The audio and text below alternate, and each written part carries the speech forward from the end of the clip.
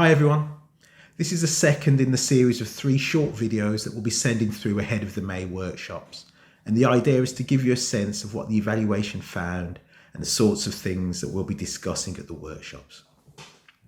So as I mentioned in the first video, we've grouped the findings into 3 broad categories. And the first category was described and discussed a little bit in video 1.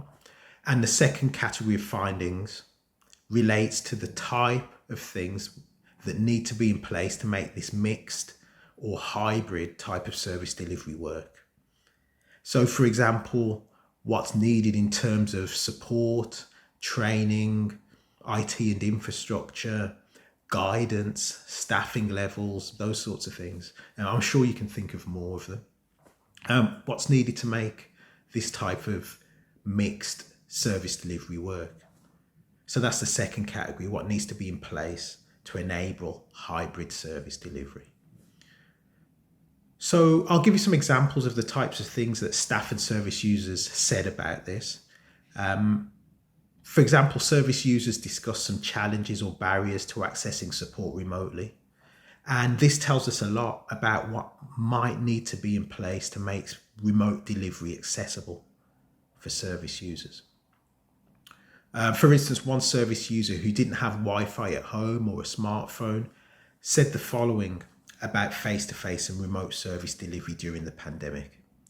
They said, no, there weren't any, and they were talking about face-to-face meetings here. Everything was done online. I kept trying to access again, there were no face-to-face meetings, and the facilities that they were using, something called Zoom. And I haven't got a clue about that. I've got a £10 phone and that's it. I've got no Wi-Fi or anything like that on my phone. So we need to think about what, if anything, might need to be in place to enable a service user such as this to access different types of services remotely. For this service user, for example, is it that telephone support might be feasible, but group-based meetings would need to be face-to-face? Or could they be supported to access meetings remotely in some way? Another service user who described not having a good grasp of Zoom and needing to get up to speed with using it said the following. They said, at first a bit nervous because I'm not quite genned up on the Zoom thing. Prior to COVID, all my support networks would be face-to-face or in small groups.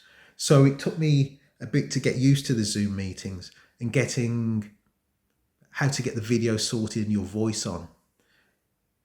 Kind of getting used to all the little tools that you have to press to get to form the communication, which I've still, as you can tell, I'm still not technically minded. So I had a few problems then. So we need to think about what this means for making remote delivery work for service users. For instance, do service users need to be provided with support or training or assistance? So staff also said a lot that was relevant to this category of findings. For example, one staff member who had found that IT issues within their organisation were a potential challenge to effective remote delivery said the following. They said, use of technology, this is one of the things that left me behind. This, and they talked about, they named their organisation there. They said, to be candid, has always had issues with the IT. And I've been through many different situations and failed laptops and things not working properly and discussing getting access to skilled help. And sometimes you get it and sometimes you don't. And sometimes the help has the opposite effect. So again, we need to think about what this means for making remote delivery or hybrid delivery of services work. Okay, so that's just a very brief taste of some of the findings. And we'll be discussing it all in much more depth at the workshops in May. In the next video, we'll talk about the third category of findings. See you there.